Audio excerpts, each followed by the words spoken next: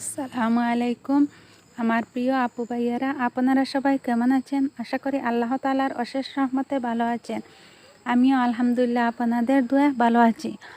আজ আমি আপনাদের সাথে আরও একটা ডেইলি লাইফস্টাইল ভিডিও শেয়ার করতে যাচ্ছি। আশা করি আমার এই ভিডিওটি আপনাদের কাছে ভালো লাগবে।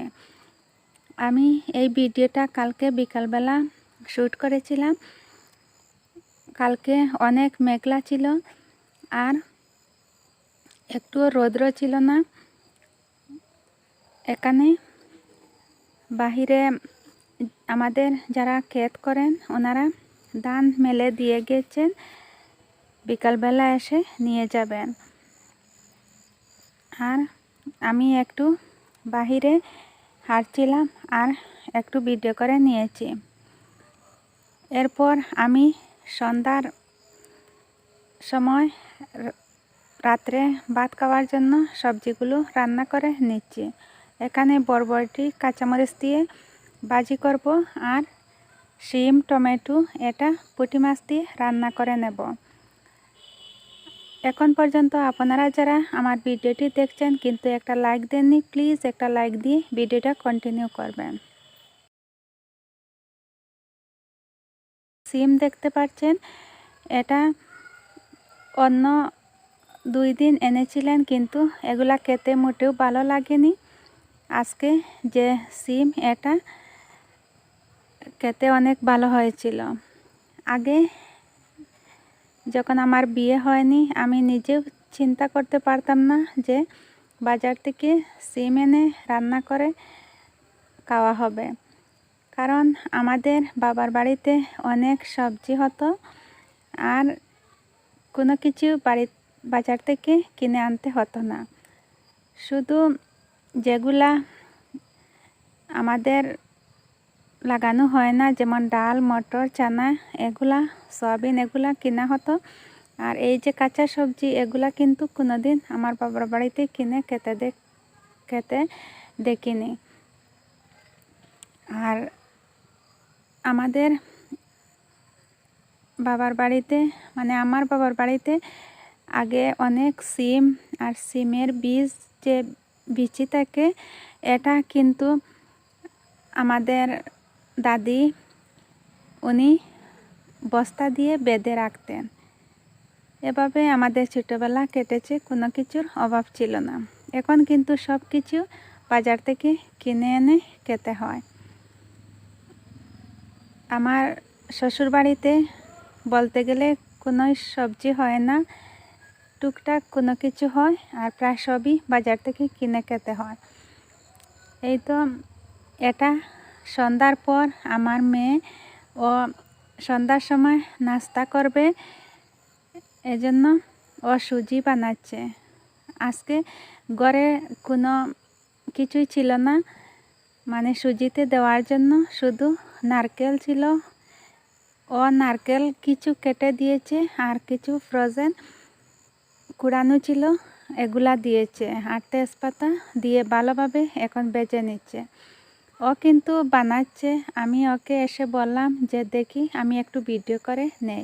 ও বলল তে আগে এসে ভিডিও করলেন না কেন?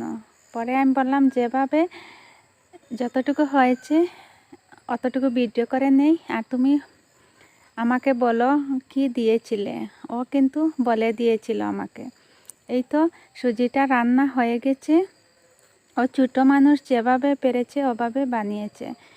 এরপর আমি বিছানায় বসে বসে আপনাদের ভিডিওগুলো দেখছিলাম। ওখানে এনে এই নাস্তাটা দিয়েছিল, খেতে অনেক ভালো লেগেছিল, কিন্তু চিনিটা একটু কম হয়েছে।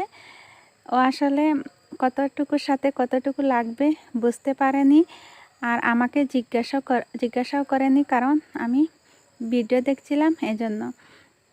ও হয়তো এভাবে মনে করে আর আমাকে কিছুই বলেনি, কিন্তু খেতে ভালো লেগেছিল। ও আমাকে, ওর দাদিকে এবং ও খেয়ে নিয়ে ওর আব্বুর জন্য আর ওর ভাইয়ের জন্য কিছুটা রেখে দিয়েছিল। আমার ছেলে ও কিন্তু এখন টিউশনে আছে। এরপর এখানে আমাদের রাত্রে খাওয়া দাওয়ার জন্য সবজিগুলো বেড়ে নিয়েছিলাম। এরপর আমি আর ভিডিও করিনি। এটা পরের দিন সকালে আমি চা দিয়ে আর ক্রিম বন দিয়ে নাস্তা করছিলাম। আমার শাশুড়ি শুধু উঠেছেন, ওনাকে ওনার রুমে আমি নাস্তা দিয়েছি আর এখন আমি নাস্তাটা করে নিয়েছি। এখানে কিন্তু আমি 2টা বনরুটি নিয়েছিলাম, কিন্তু একটা খেতে পারিনি, রেখে দিয়েছিলাম আর শুধু একটা খেয়েছিলাম। আমি সকালে উঠে কোনো কিছু খেতে তেমন ভালো লাগে না, তবুও অল্প করে খেয়ে নেই।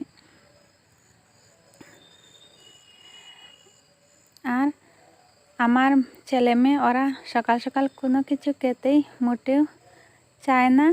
শুধু ওদের যদি পছন্দ মতো বিস্কিট এরকম কিছু হয় তাহলে হয়ে যায়। এরপর আমি একটু বাহিরে বের হয়েছিলাম।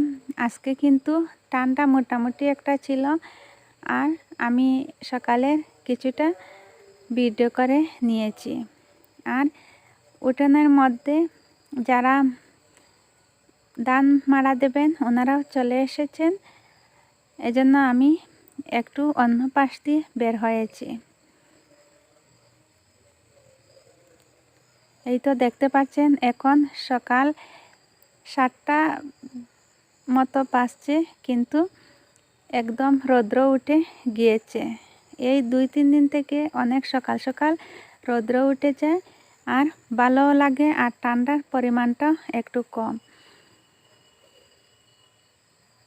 কিন্তু এখন চিন্তা হচ্ছে যে যদি বৃষ্টি হয়ে যায় তাহলে ধান এগুলা কি হবে, এটা মনে মনে ভাবছি কি করব কি না। আর আজকে আমি অনেক ব্যস্ত ছিলাম, আমি আপনাদের ভিডিও দেখতে পারিনি। আমি বিকাল দিক থেকে কিছু আপনাদের ভিডিওগুলা দেখা শুরু করেছি। আজকে আমার যারা নতুন আপু ভাইয়েরা ভিডিওটা দেখছেন, ভিডিওর যদি কোনো অংশ আপনাদের কাছে ভালো লেগে থাকে তাহলে আমার চ্যানেলটাকে সাবস্ক্রাইব করে আমার পাশে থাকবেন। আর যারা অলরেডি এই কাজটা করেছেন সবাইকে অসংখ্য ধন্যবাদ। এই তো আমার ছেলেকে বলেছিলাম যে একটু ভিডিও করার জন্য, কিন্তু ওই যে একটা ছেলে, ও কিন্তু ওর বয়সী, ও দৌড়ে এসে ওকে ভিডিও না করার জন্য বলছে। আর এরপর ও কিন্তু ওর দাদাকে বলেছে যে ভিডিও করব কিনা, উনি বলেছেন করার জন্য, এজন্য অল্প করে আপনাদের সাথে একটু ভিডিও শেয়ার করলাম। এই তো আমি আপনাদের সাথে কথা বলতে বলতে ভিডিওর একদম শেষে এসে গেছি। আমি এখান থেকে বিদায় নিয়ে নিচ্ছি। ইনশাল্লাহ আরও কোনো নতুন ভিডিওতে আপনাদের সাথে দেখা হবে। আপনারা সবাই সুস্থ থাকবেন, ভালো থাকবেন। আল্লাহ হাফেজ।